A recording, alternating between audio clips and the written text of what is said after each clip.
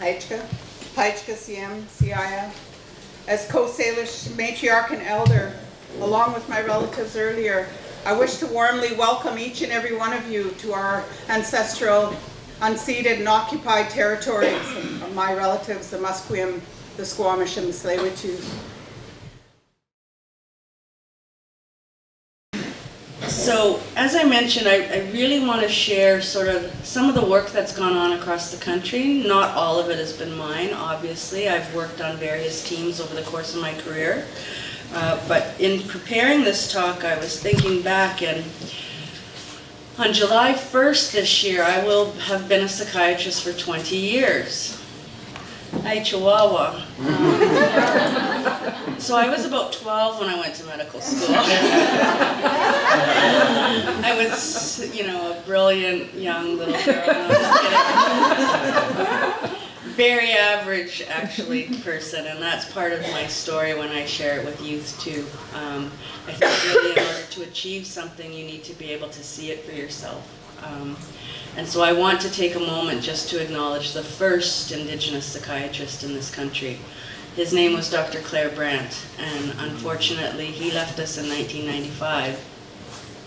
I was about 2 years, oh thank you, I have terrible allergies, so.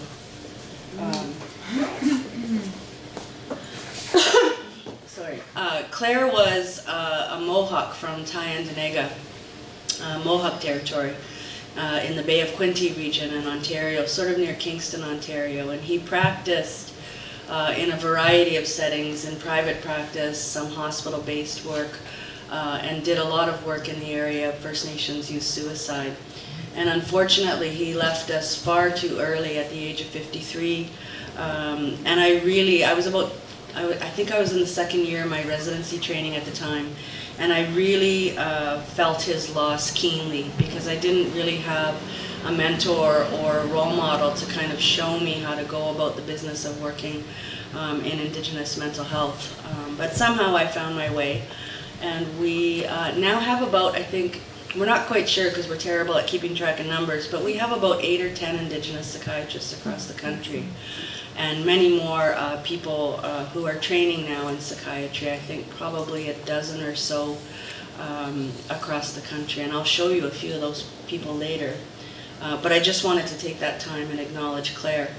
Claire had a sister, Marlene Brandt Castellano, who some of you may recognize that name. She did a lot of work on the Royal Commission of Aboriginal Peoples as well as many, many other projects. So you can tell that that was a family of underachievers, for sure. And just share a little bit of my story. I don't want to spend too much time on it, but you can obviously see how gorgeous I was as a child. My parents used my head to calibrate spheres. So I'm a survivor of the 60 scoop. So I was born in Manitoba, but was, as is the case for many 60 scoop kids, I was adopted cross-provincially into Ontario, and I grew up with a Dutch family in Thunder Bay. And so when I wanted to grow up, I would say that initially I had no aspirations to be a physician. My adopted father was a market gardener, and my mother worked inside the home and helped him with the garden and the animals. So the only real inspiration I had at that time was my sister got married when I was about 12 years old, and she married an accountant. And that's why I put the calculator up there, because initially I thought, wow, accounting, that sounds so cool.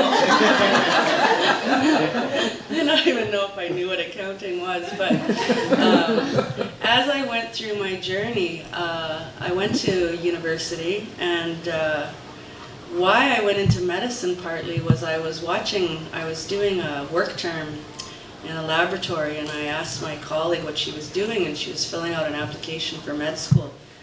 And I said to her, I think, maybe I'll think about that. And she said, oh, I wouldn't if I was you. I don't think you'd be very good at it.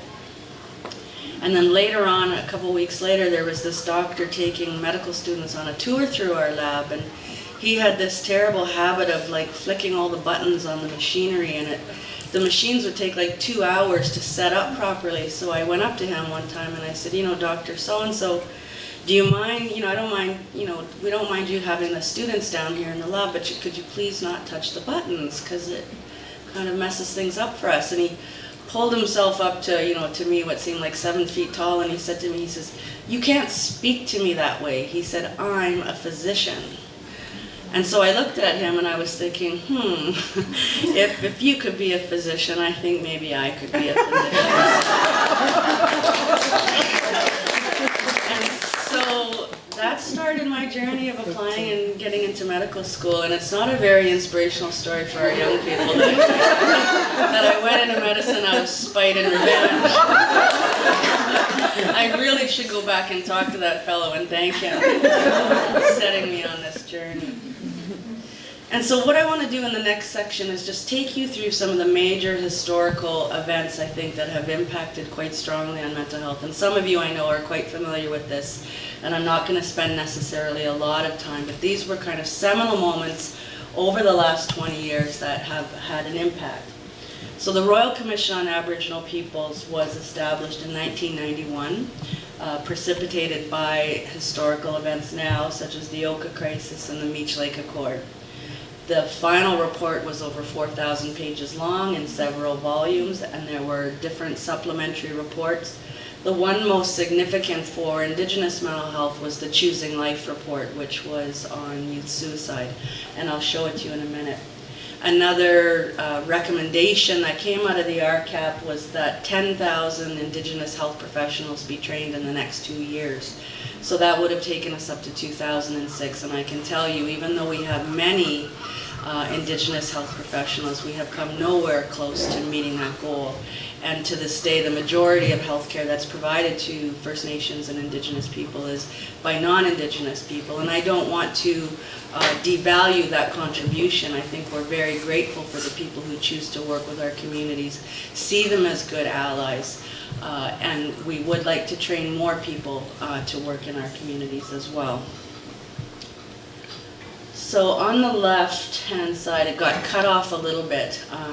This was the Choosing Life report that was that had to do with First Nations youth suicide, and I hadn't actually looked at it in quite a while until I prepared for this talk. And if any of you have had the chance to read it lately, it's available online as a PDF. It is absolutely brutal in its language. I was struck by it actually at the despair and the desperation and the need for help in communities to deal with the issue of First Nations youth suicide. And to a certain extent, depending where you are around the country, where you are around the province, this is still a cry for help. And many of the recommendations that came out of that Choosing Life report are still recommendations that could be made today. There has been obviously some follow through on the recommendations, and lots of good work taking places in different areas around the province and the country, but there still is much to do. One of the quotes that one of the young people said is, "Teach kids how to live, not to die."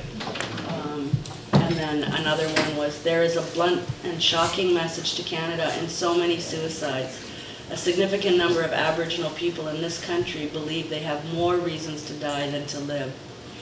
And so one of the things I became involved with pretty shortly after I finished my training in psychiatry is I sat on something called the Advisory Group on Suicide Prevention, and this work took place around the year 2000, 2002. And we were sort of like a mini Royal Commission, and we met once a month for about a year or more, talking about the issue of First Nations youth suicide, going through all the relevant research and work done even at local conferences, including a very large youth forum that took place in Anishinaabe Nation in northwestern Ontario. And we came up with our recommendations that very closely mirror Choosing Life. And so we decided to entitle our report called Acting on What We Know. And what we really wanted to do was to urge the different government bodies, including the Assembly of First Nations and Health Canada at that time, First Nations Inuit Health Branch, was, we already know a lot about what we should be doing, but we're not really doing it, and there aren't a lot of funds available for things that we need to be doing. Another major part of that report was our call for the need to hear from the voices of young people. By that point, most of us were sort of into our adult years, and we, although we can relate to youth and remember our youth, we really felt that youth should have a very strong voice, because they're the ones that will know what's going to be helpful for them. So we very much encourage that. Over the course of my career, I've also sat on a number of different advisory committees, boards, review panels, etc. And there was one review panel that took place around 2006, 2008, which was a review of all youth suicides that took place in Pikangikum First Nation, which is a First Nations community in northwestern Ontario, and made some recommendations. Another event, obviously, that has really sort of in some places really come alive in terms of the calls to action is the Truth and Reconciliation Commission, which took place, the gathering of information took place from 2008 until the final report was published in 2015. And there were 94 calls to action, 7 of those in health. And even meeting here today, I think, is a response to one of to several of the calls to action, actually, in the health field. More recently, the CBC, on the CBC website, they've got an area on their website called Beyond 94. I don't know if any of you have heard of it, where you can check in and actually see the progress that's been made on the 94 calls to action. And finally, I think, and I've been embroiled in a bit of an issue over the last week or so in Ontario around issues of reconciliation, and so I always like to include this quote from Senator Murray Sinclair, who served as the chair of the TRC, because I think it really is, it really gets to the crux of what reconciliation is all about. Reconciliation will not be achieved if one side believes it is based on the recognition of rights and the other believes that it is an act of benevolence. So we're not asking for reconciliation to be a passive process. We're not asking to educate non-Indigenous people passively about our history and our contemporary times. We're asking to join together because it is the right thing to do. So I'm not going to read all of the calls of action verbatim. That would take me till lunchtime. I think Dion would yank me off the stage like a vaudeville show. But in the health field, there were several, there were 7 calls to action, and I'll just highlight some of the themes. One is that the TRC called upon governments to recognize that the current state of Aboriginal health in this country is directly related to previous government policies, historical events, to close the gaps in health outcomes, to recognize, respect, and address the distinct health needs of the Métis, Inuit, and off-reserve Aboriginal peoples, to provide sustainable funding for Aboriginal health centers and healing centers, recognize the value of Aboriginal healing practices and use them in the treatment of Aboriginal patients. Increase the number of health professionals, Aboriginal health professionals, and requiring academic institutions to provide mandatory or embed Indigenous health issues in their curriculum. Years ago when I was working at the University of Toronto, we offered a health elective. But that meant that students could easily opt out. They didn't have to take it, and it was usually the most motivated of the students, obviously, that signed up for the elective. And the people that probably needed to know the most about Indigenous health issues, obviously didn't take the elective. There has been a lot in the news around our First Nations children and our First Nations children in care. The Canadian Human Rights Tribunal ruled that the Canadian government is racially discriminating against First Nations children and their families by providing flawed and inequitable child welfare services and failing to implement Jordan's principles. So Cindy Blackstock's picture is up in the top right and Spirit Bear is in the bottom right. I did a little bit of work, very preliminary work on this case before the Canadian Human Rights Tribunal, when they were found, when the Canadian government was found that they were discriminatory, that was in January 2016. They have since been issued 4 non-compliance orders, the most recently in February 2018. There's also been the National Inquiry into Missing and Murdered Indigenous Women and Girls, which again, if you're in touch with the news, there have been some significant issues with it and problems with it, although they persist in their work. They've asked for a 2-year extension. I included the picture of the original 5 commissioners. The lady in the middle, Marilyn Poitras, has resigned from the commission as of last year. And I believe so. I didn't get a chance actually to get out there to help out or bear witness.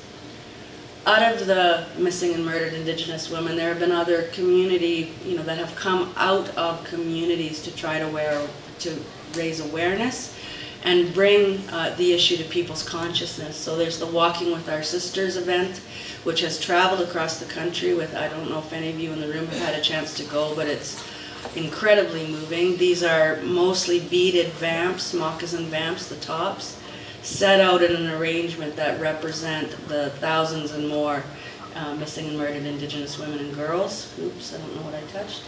And the Red Dress Project, which is in different places across the country, red dresses are hung out in public to symbolize the women who are missing. And just in the top left, this is amazing actually if you get a chance to do this. I'm kind of old-fashioned, but I have come to know and love podcasts.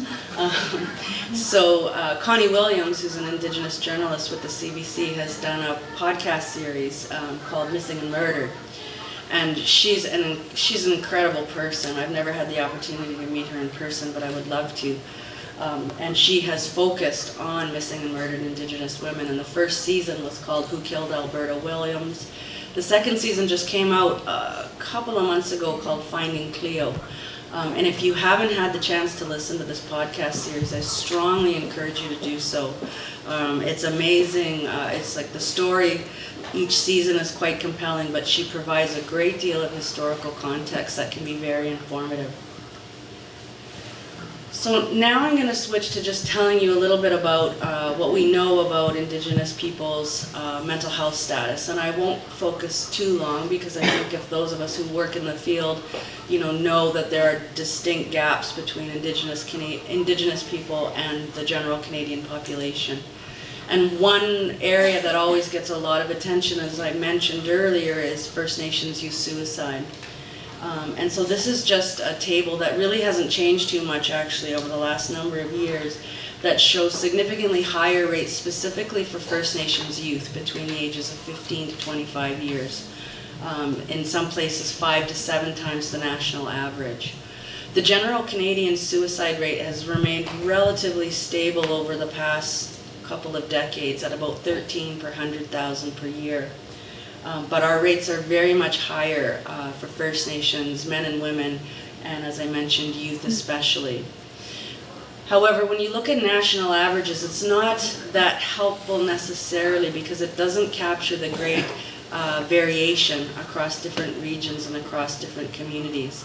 And those of you who live here, and those of us who now live here in British Columbia, are probably familiar with the work of Michael Chandler and Christopher Lalonde that show there are great variability in suicide rates, for example, across British Columbia. Some communities have not had a suicide for many years. Other communities seem to really be struggling. And the message in that is that we need to work together across this province, as an example, to share what we know about what's going well in the communities that do not necessarily have multiple suicides, and share it with the communities that are challenged and are struggling. The other thing that has not that positive is that we have noticed in different pockets across the country, in Nunavut, for example, in Saskatchewan, remote Manitoba, northwestern Ontario, this emerging trend of actually First Nations young girls killing themselves. It used to be unheard of in this country, in the general Canadian population, to have an 8, 9, 10-year-old think about or try to kill themselves or complete suicide. But for our young girls, in some cases, in some communities, it's really at risk. And one of the major factors that's been implicated is obviously sexual abuse as a child or of a child. We don't talk about it that openly, or we haven't over the years. Until just most recently, actually. I went to First Nations Health Authority's Mental Health and Wellness Summit in February, and I was blown away. There was a whole panel, including chiefs and our Director of Mental Wellness, Patricia Vickers, talking about childhood sexual abuse. And that was one of the first times that I myself had seen that issue talked about so openly, and honestly, I was so moved by that. That was really the highlight of the summit for me. So when people, in the psychiatry world, when we notice that there are high suicide rates, one of the first things we sort of think about is, well, are people depressed? And there have been a whole bunch of studies actually done over the years, some of them very small, some of them by what we would call Western research standards would be sort of considered, sort of not super great.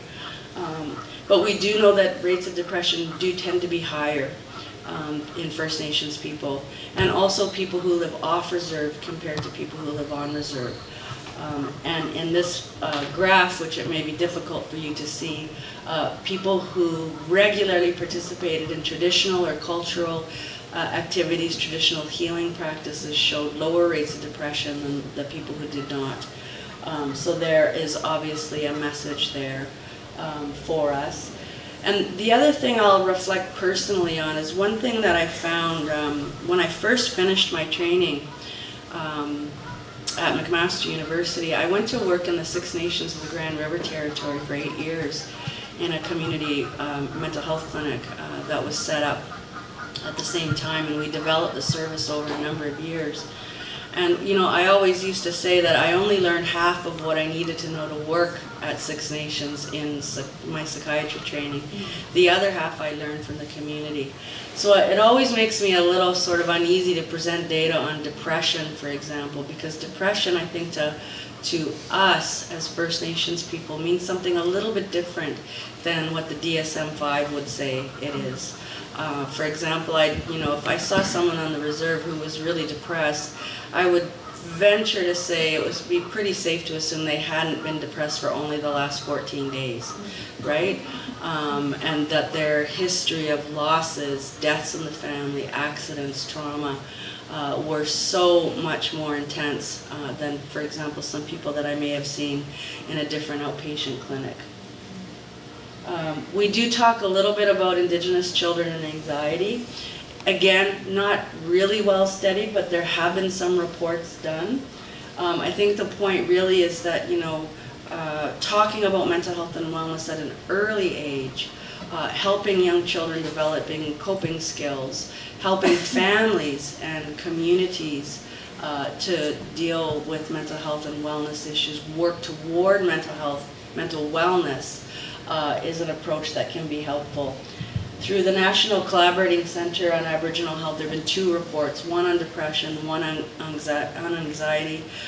Both of them are available again online as PDFs, and if you haven't seen them, they are pretty interesting to read through. The First Nations Regional Health Survey is a national survey with regional focuses. It's changed a little bit over the years. It's kind of like the Olympics. It comes around every 4, 5, 6, 7, 8 years, depending, not super regular like the Olympics, but it is under First Nations control. And there have been several iterations. It takes a little while, obviously, for the results to come out. This was some of the findings from the First Nations Regional Survey from the 2002-2003 iteration, which sounds like a long time ago. And my research group at the time at the University of Toronto, we wrote up these chapters. But part of the Regional Health Survey is that every time it's enacted, the questions aren't exactly worded the same, or they're asked a little bit differently. So in times it's hard to compare from one iteration to the next. But in this particular iteration, they asked youth. They posed about 5 or 6 different psychosocial problems. So what would you do if you became pregnant? What would you do if you were feeling depressed? What would you do if you felt suicidal? And they asked the young people, and this was almost, I think, just under 10,000, 8,000 youth or something like that, between 15 and 24 years of age. Who would you go see? Who would you turn to? And surprisingly, but not unsurprisingly, the first people that the youth said they would turn to would be parents or guardians. And that was, surprising in the sense that a lot of the times, people at that time, at that era, people were always using the words like, our families are so dysfunctional, our families are dysfunctional. And yet the youth said, the first people they would turn to would be a parents, or legal guardians, which is good to know. And peers, of course, because peers at that age are extremely important. The one thing that I wanted to highlight in this slide, though, was that depending on the particular problem, so either feeling depressed or suicidal, up to 1 in 5 youth said that they would consult no one. So that's almost, in certain cases, in some examples, almost 21% of young people said that if they were posed with a particular problem, they would not seek help. And so that says a lot about access to services and how do we reach out to young people. How do we, say, for example, educate peers so that young people can connect with services? And by services, I mean both Western-based and traditional. Since I have moved to British Columbia and joined First Nations Health Authority, there has been a lot of work invested in responding to the opioid crisis. And so substance use issues still remain an issue for many First Nations. Even though we're only 3.4% of the provincial population, overdose events in British Columbia involving First Nations people are 14%, and overdose deaths are 10%. So we are 5 times more likely to be involved in an overdose event, 3 times more likely to die of an overdose. And there was a death review panel, similarly to the Pekanjikan one that I talked a little bit about, that took place last year, that examined the unexpected deaths of 95 First Nations youth. And one of the major recommendations, again, this is available on the FNHA website to download. One of the recommendations, or one of the conclusions, again, that echoes the findings from the First Nations Regional Health Survey, was that there were many opportunities along the life trajectories of these youth to seek, receive, or continue with treatment that somehow didn't happen. The connections weren't made. So that's a lesson for those of us who work in the area of mental health and substance use. One of the reasons I think why First Nations people, Indigenous people in general, including our young people, don't seek help is because oftentimes we're not treated very well when we try to access services. A really good friend of mine, Janet Smiley, who's an Indigenous physician, a Métis scholar, she's super brilliant. I think she has 2 brains in her head, she's so smart. And her colleague Billy Allen published this report through the Wellesley Institute called First People, Second Class Treatment, the Role of Racism in the Health and Well-Being of Indigenous Peoples in Canada. And I just, I don't think you can really get the Toronto Star here in Vancouver, but I wrote an op-ed actually that was published on Monday about racism. And we need to say that word, right? Sometimes we don't actually sort of acknowledge that that's part of what goes on in the healthcare system. Before I left to move to Vancouver, I was working on an Indigenous health, they were just starting to work on an Indigenous health initiative at McMaster University. And my colleague had prepared this sort of first chapter on the history of First Nations people, and she had said included in the writing was the words discrimination and racism. And one of the deans sitting around the table put up her hand and she said, "Can we leave out the R word?" Like she couldn't even say the word, which was pretty shocking. And so sometimes people don't come forward to seek help because they don't receive very good care. And I'll give you an example of my own experience because I always like to, first of all, I like to tell stories, and secondly, I don't want to repeat other people's harmful treatment necessarily, but this is kind of it's funny. and it'll wake you up. So a couple years ago, many years ago, I had to have surgery, and I had to go register in the morning, you know, show up at the hospital and get registered. And so first of all, I walk in through the front doors, and there's a lady sitting at registration. She's not even facing me. She's sitting, I'm looking at her ear, and she's behind bulletproof glass, of course. So she's, you know, those were in the days where they asked you, you know, your name, your address, and she asked religious affiliation or spiritual affiliation. And normally I wouldn't say anything. I would just go on nothing, like just to make it easy. But that day I was feeling kind of feisty, so she's kind of typing in all my information, and she said religious or spiritual affiliation, and I said, I'm Aboriginal, because that's what you said back then. And she kind of pauses, and she looks at me, and she looks me up and down, and turns back to her computer, and I could see her scrolling through the options, right? Like Anglican, Baptist, Catholic. And she gets all the way to the bottom, and she turns back to me, and she goes, "You can't be that. It's not on my menu." So that's kind of a humorous example in a way, and I don't necessarily consider myself that vulnerable in the healthcare system. Although I always like going undercover to see, you know, how I'll actually be treated. But if you can imagine someone coming from a remote community, not necessarily speaking the language, being very intimidated by the whole thing, no human connection, behind bulletproof glass, and then be told that you can't be who you are, that would be a pretty dismal sort of start to an interaction with the healthcare system. So there is a lot of work to do. I'm gonna do a few more minutes on cultural safety, but first I want to just, you know, take a moment to hammer home a couple of truths. That great disparities still exist between Indigenous people, First Nations people, in our health and mental health status compared to the general population. That we bear a disproportionate burden of suffering and illness, which is unacceptable. That by increasing cultural safety and cultural humility and building better partnerships are ways which we can increase Indigenous people's access to, utilization of, and benefit from health services and systems. This in turn leads to better outcomes and improvements in the health and mental health status of Indigenous people across the country. So what kinds of things are going on?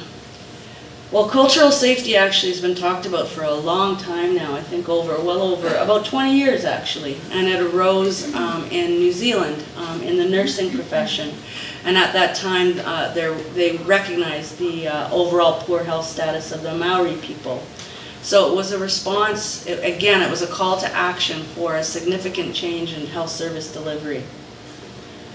Cultural safety and humility in the Canadian context, well, for example, here in British Columbia, First Nations Health Authority has done a lot of work in this area.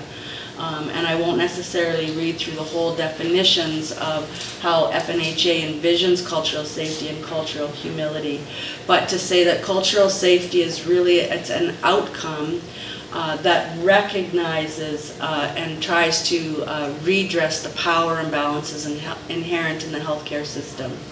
And cultural humility is how we achieve cultural safety. It's a lifelong learning process. It's a period of self-reflection and humbleness that we can't necessarily automatically understand another person's life experience, but that we're willing to show genuine curiosity about that person and where they come from and who they are. We will have achieved cultural safety when First Nations tell us we have. And in the Office of the Chief Medical Officer, where I now work, we have what's called a two-eyed seeing approach. So we're very willing to work with Western medical models and traditional approaches, traditional healing approaches. I myself, I've got, I think, till tomorrow to finish the Sanias Indigenous Cultural Safety Training. I've been doing it for the last 8 weeks. And I thought I was done about 3 or 4 weeks ago, but people keep commenting and I keep getting these email reminders, so I've got one more day to get it done. This is my colleague in the bottom right. His name is Dr. James Makokis, and this was what he said about learning to be a physician. When I was learning medicine, I always looked at it through a Cree lens and with a Cree worldview. So many of us who are Indigenous physicians, you know, are in, actually I would say, the more fortunate position of having both Western medical education, but having a connection to community, whatever it is. And for each of us, it's quite different. For myself, as a 60 scoop person, I have become quite comfortable moving around and making my home wherever it happens to be. When I was 4 years old, a social worker took me into a house and I dumped my pillowcase full of all my possessions, and she pointed to my mom and said, "That's going to be your mom," and she pointed to this dude and said, "That's going to be your dad." Then I worked at Six Nations for 8 years, and I, you know, became pretty much a part of that community. And whenever I would lose my temper or get haired up, as they said, you know, the nurses I worked with said I was turning into a good Mohawk woman. So now I'm here in British Columbia, and I hear that, you know, First Nations Health Authority, the First Nations Health Authority family has been adopted into the Tsleil-Waututh Nation. So I'm perfectly willing to make my home wherever I go. But obviously, having just arrived just over 4 months ago, I have a lot to learn. These pictures, they're a little bit small and probably hard for you to see in the back, but this the picture on the left is a picture of Sioux Lookout Hospital, which is in remote northwestern Ontario. I did some outreach trips out there when I worked at the Centre for Addiction and Mental Health, and it's a gorgeous place.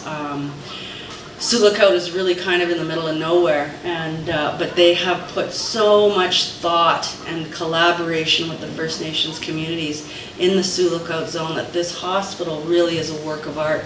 This picture is a picture of one of the main hallways, and as you walk through it, it looks like a giant canoe that's been turned upside down above you.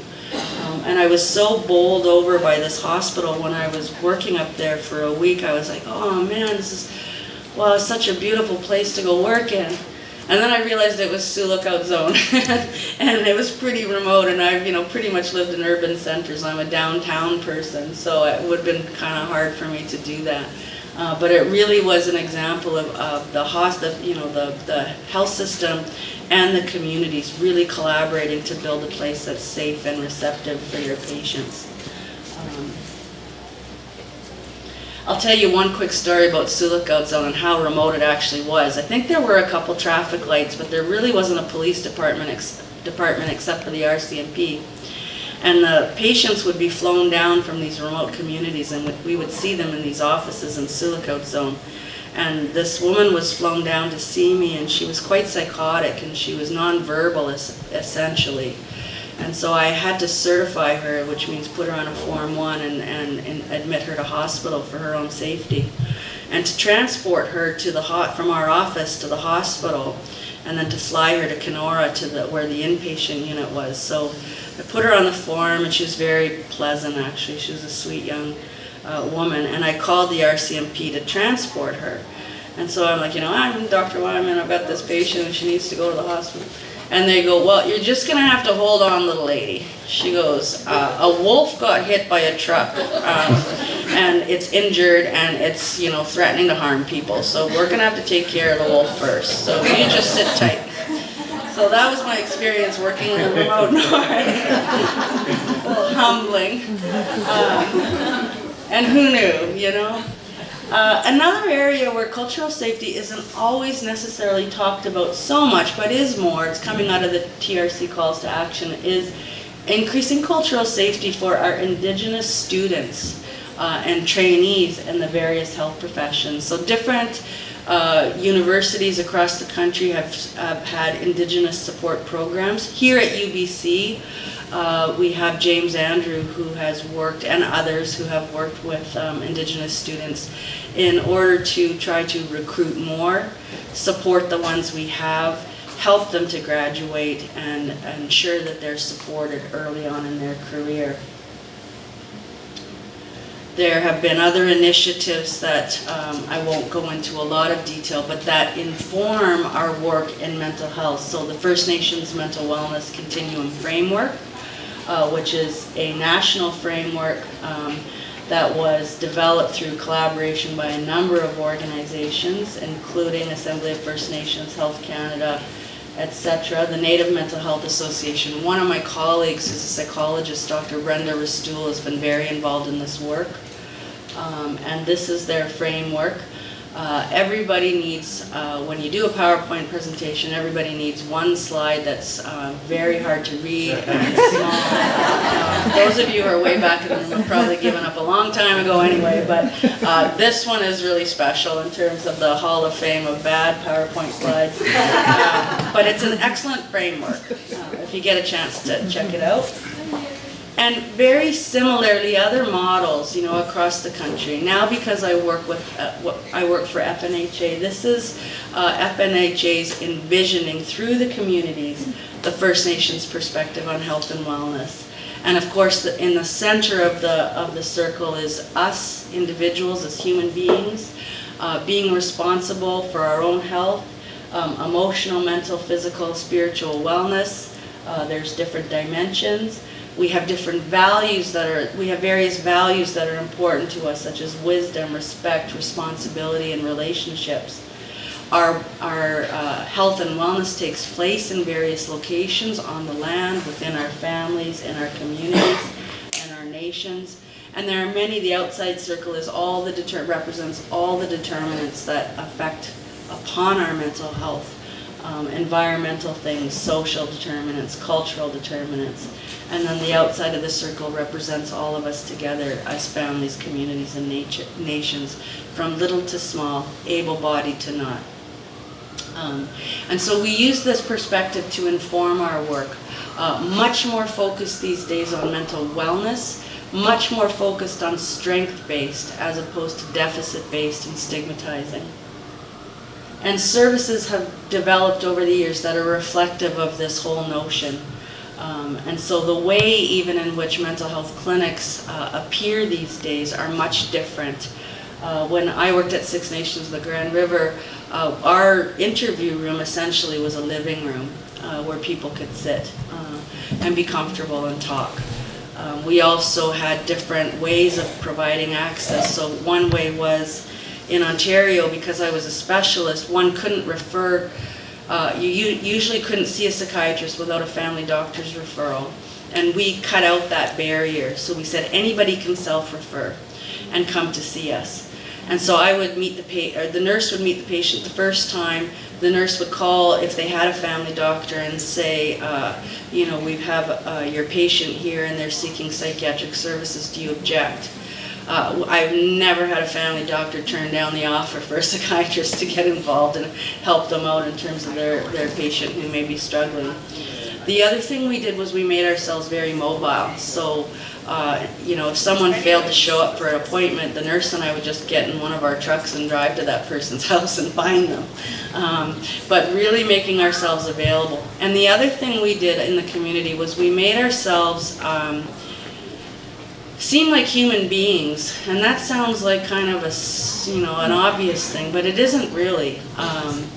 One of the things we did the first Christmas that we were working in the community, and some of our staff was from the community, some of us came from other First Nations, was we were so happy and grateful to be doing the work that we did that we thought, well, let's pool a little bit of money and treat our patients, some of our patients to something that they really need.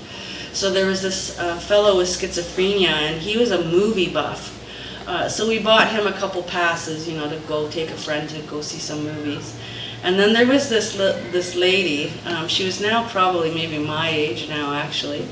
And she was, have you ever met one of these people that are just chronic complainers, like even today they'd be like, yeah, it's not so nice, it's a little bit cloudy, like just always seeing the negative.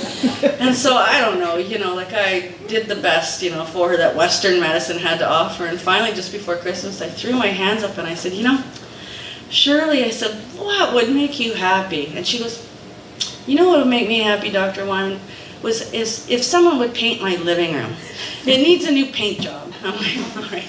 So at Christmas time, we worked Christmas Eve until noon, and we closed the clinic down for the holidays, and me and the nurses put on Santa hats, and we showed up at Shirley's house with cans of paint to paint her living room. And so she called her sister, and she says, oh my goodness, I can't believe it, Dr. Wieman and her nurses are here painting my living room. Next thing you know, our crisis phone rings on the call, and it's Shirley's sister going, I think you people need to go visit Shirley. She's under the impression that Dr. Wieman is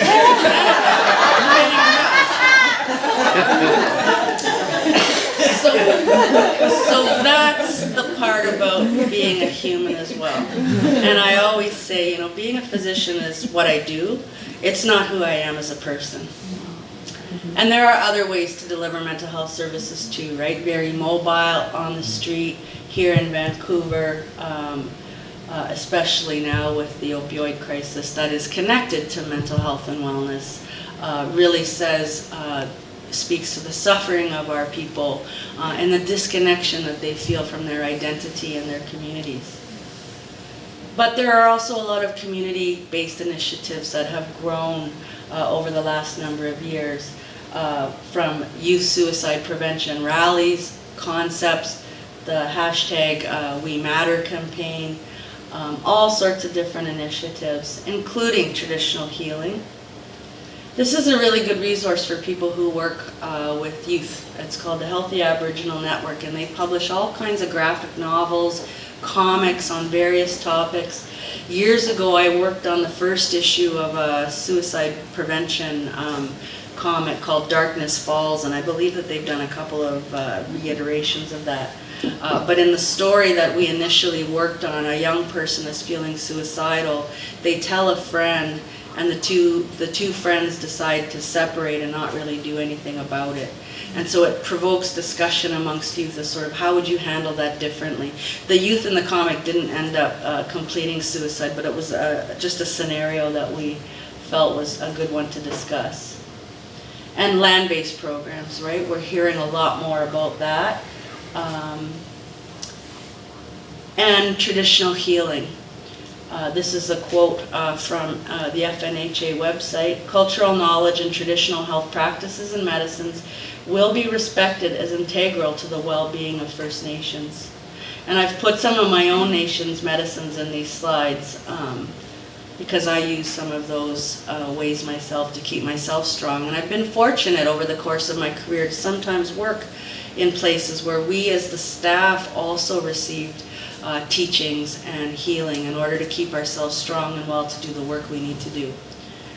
This slide is really a teaser for the afternoon presentation by Elder Roberta Price, Dr. David Tu, and others around the value of including elders in care, strengthened identity and belonging, a resource for hope. So I'm not going to tell you anything more about that except that now you have to stay till at least that part of the day. And then who doesn't want to miss Dwayne Howard, right?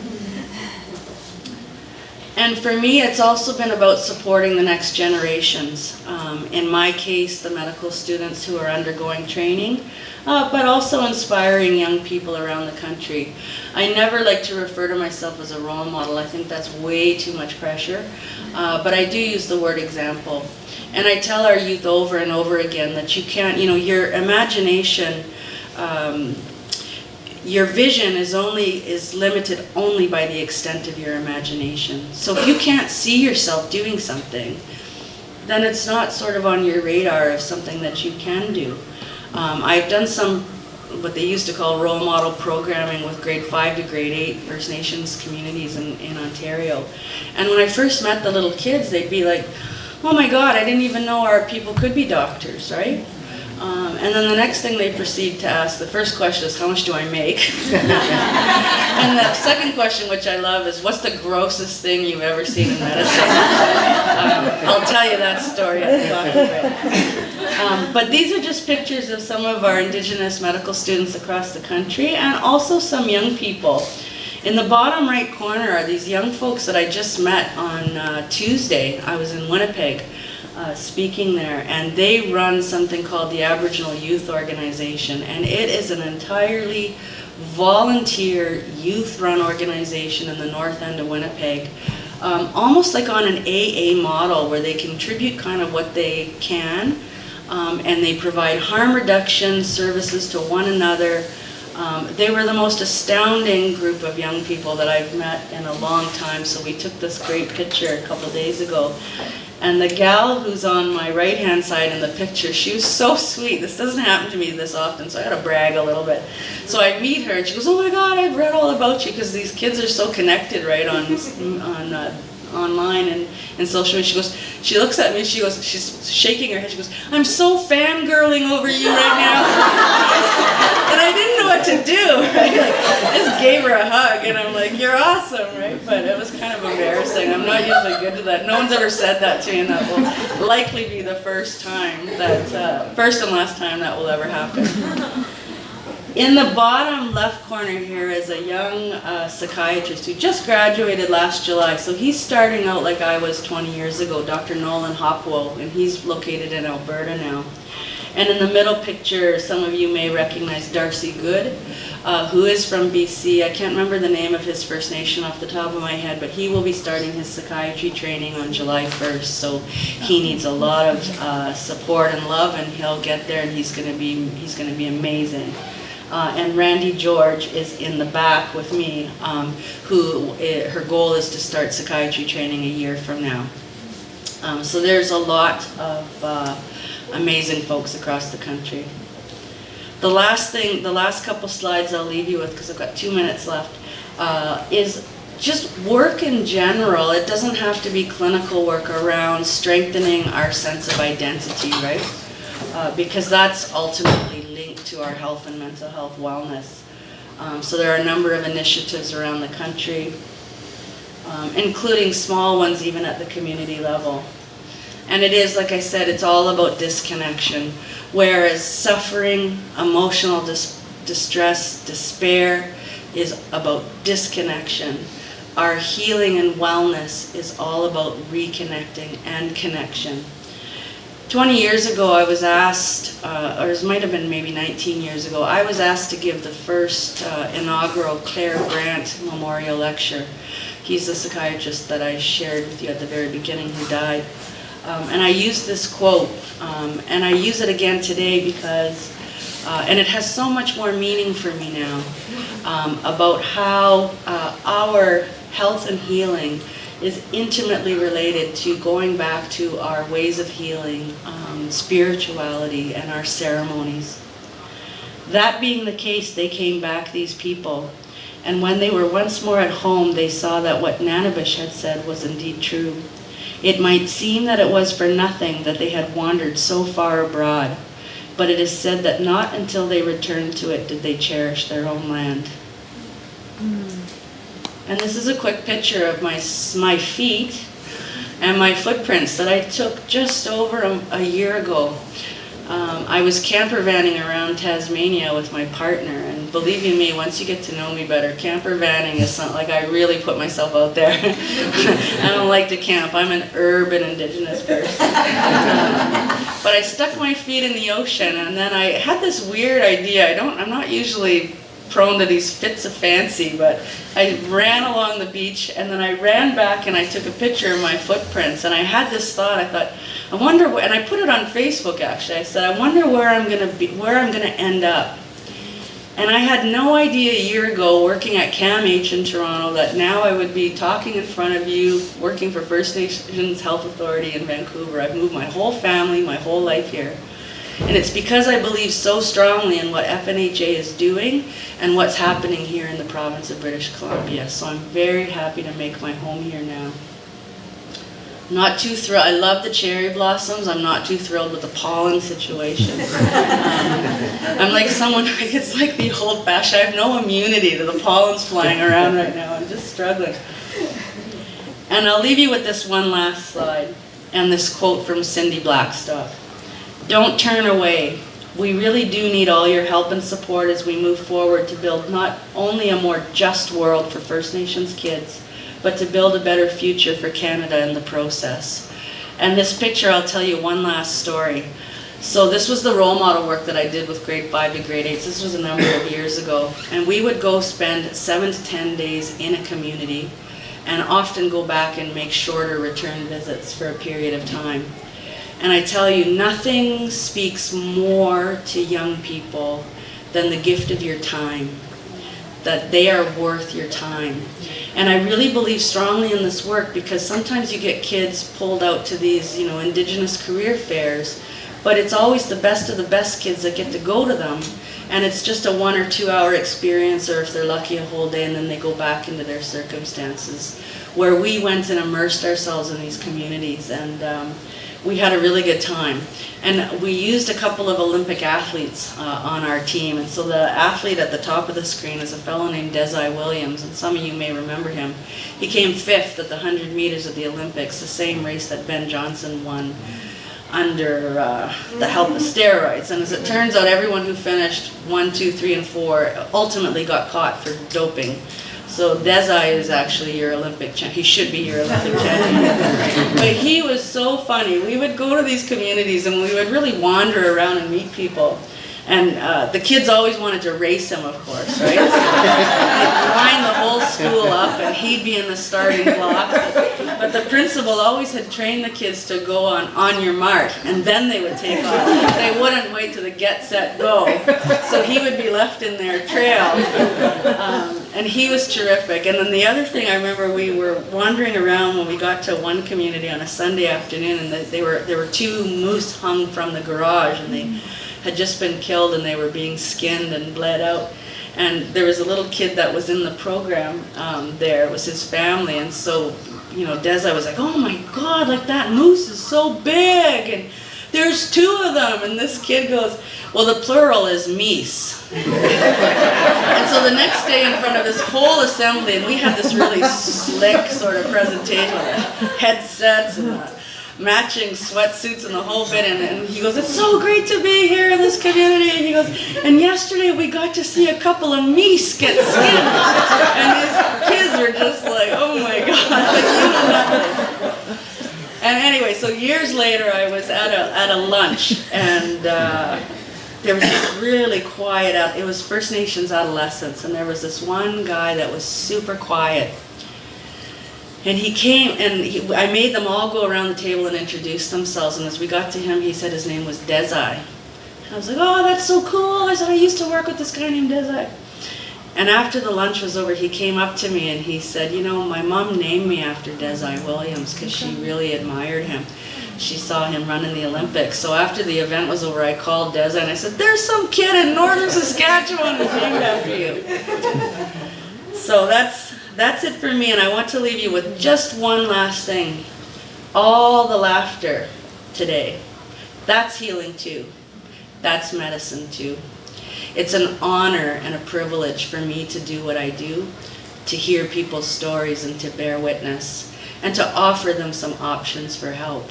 And so I just want to thank you all very much for being here with me this morning, patiently listening to me. I know I can go on, but I'm very enthusiastic about what I do. And I always feel grateful to be in the position that I do to be able to work with our people. So thank you for having me here. Thank you for welcoming me to British Columbia. So thank you.